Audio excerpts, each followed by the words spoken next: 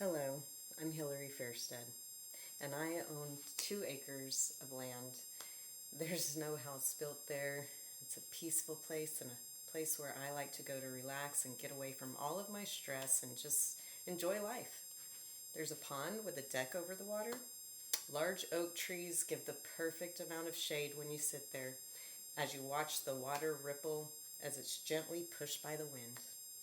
At night, we often build a fire in the fire pit and gaze at the stars. This is my heaven on earth. Sometimes when I sit there, I think about what heaven will be like. Have you ever contemplated the afterlife? Maybe you don't believe there is an afterlife. With 115 deaths happening every minute worldwide according to the World Population Review, I'm sure it's a topic that's not so uncommon. When I was a child, I was never really confronted with death. As I grew into adolescence, I started to become familiar with funeral services. Now I'm 40 years old, and I've not only attended funeral services, but I've sat at the bedside of dying loved ones. I will never forget that peaceful look on my father-in-law's face as he passed. He had been suffering from liver and kidney failure and was in severe pain. However, in his last moments, his suffering had ended even before he was gone. Why did he appear so at peace when he had been suffering for so long? There are many interpretations on what happens after death, but I believe we go to heaven.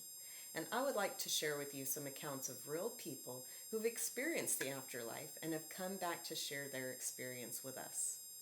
Their testimony gives us a clear image of what kind of heaven is waiting for us. I would like to begin by sharing a story of a man I met in 2005 named Don Piper. He was in a head-on collision with an 18-wheeler going across a bridge in Lake Livingston. He was instantly killed in the accident, and he was declared dead on the scene and laid there lifeless for 90 minutes. This happened on January 18, 1989, and Don didn't share his story with others right away because he was afraid that people would think he was crazy, and he was angry that he had to leave that place and come back to unbearable pain and suffering. But after he shared his experience, first with his best friend and then with his wife, he found out that people wanted to know there was a heaven and what it was like. When I met Don, aside from the enormous scar on his left arm, you would not believe that he had been brought back from death, one that any doctor would agree he should not have lived from. Just about every bone in his body had been broken, and he was a miracle. He was able to live so he could tell us what heaven was like. He said when he arrived at heaven, there were no bright lights, no tunnel. He was simply absent from earth and then present in heaven. He arrived at a gate that looked as though it were made from pearl, and there to greet him were people he had known in his life that had passed away. They had never met each other on earth, but in heaven they knew each other as if they were connected with each other. There was no pain, no worries, no suffering, no tears, just an immense feeling of joy all around, as quoted from his book, 90 Minutes in Heaven, a true story of death and life. Everything was perfect. I sensed that I knew everything, and I had no questions to ask. After I heard Don speak, he closed with this remark. What if we were all excited and anticipating? Wouldn't we be talking about it more? Wouldn't we be trying to get more people into it? I suggest that's what we ought to do. After hearing his story, I wanted to find out more, and I began reading stories of others who had had this death experience.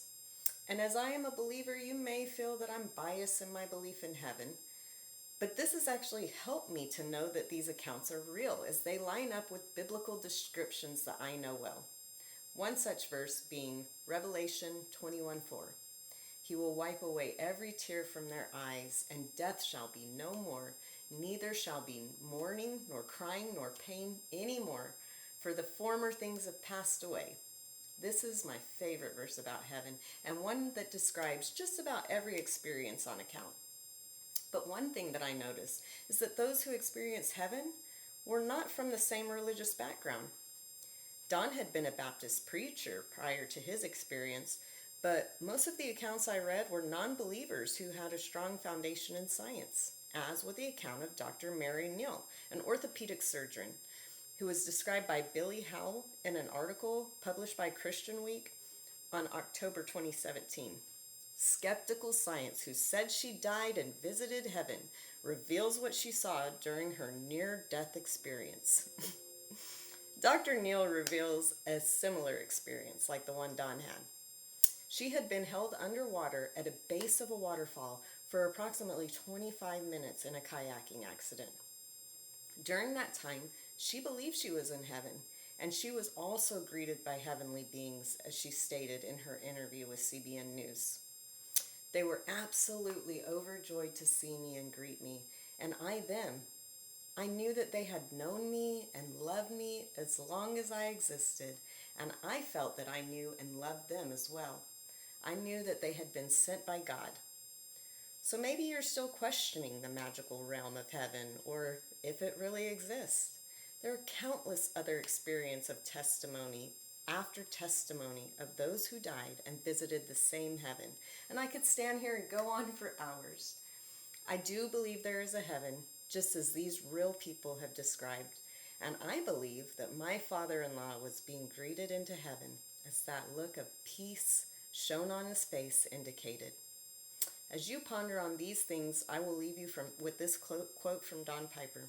Some may not believe my account.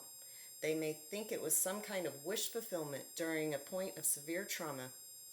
I don't have to defend my experience. I know what happened to me.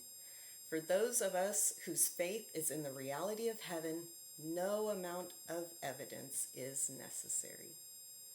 Thank you.